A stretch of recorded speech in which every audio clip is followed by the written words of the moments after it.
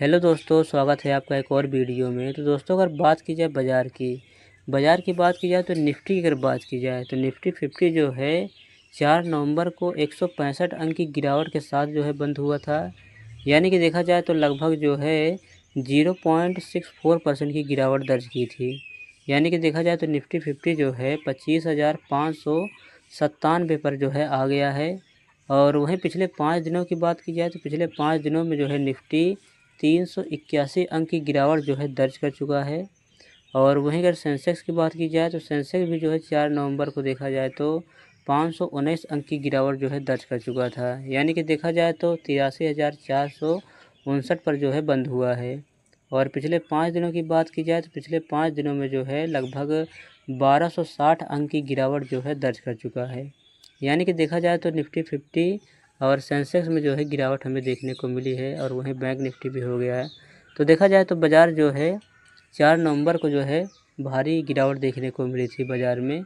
और बाज़ार में गिरावट के पीछे के कारण की बात की जाए तो जैसा कि बिना किसी रीज़न के ना ही बाज़ार में तेज़ी आती है और ना ही गिरावट।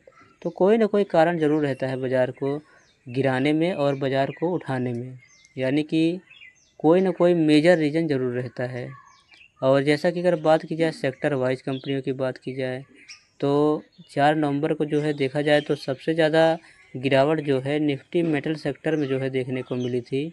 यानी कि लगभग जो है 1.5% की गिरावट दर्ज हुई थी।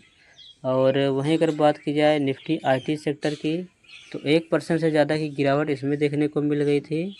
और वहीं ऑटो सेक्टर की बात की जाए तो ऑटो सेक्टर भी जो है लगभग देखा जाए तो 0.86% की गिरावट देखने को मिली थी इसमें भी। यानी कि अगर मेटल सेक्टर की बात की जाए तो मेटल सेक्टर में जितने भी कंपनियां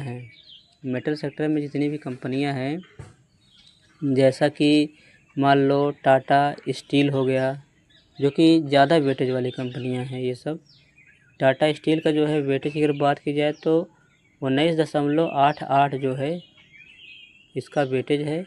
और वहीं अगर बात की जाए हिंदाल्को की, उसके बाद है JSW steel, Vedanta, Adani enterprises. तो देखा जाए तो बड़ी बड़ी कंपनियों में जो है यानी कि जो ज़्यादा वेटेज वाली कंपनियां हैं उनमें भी जो है गिरावट देखने को मिल गई।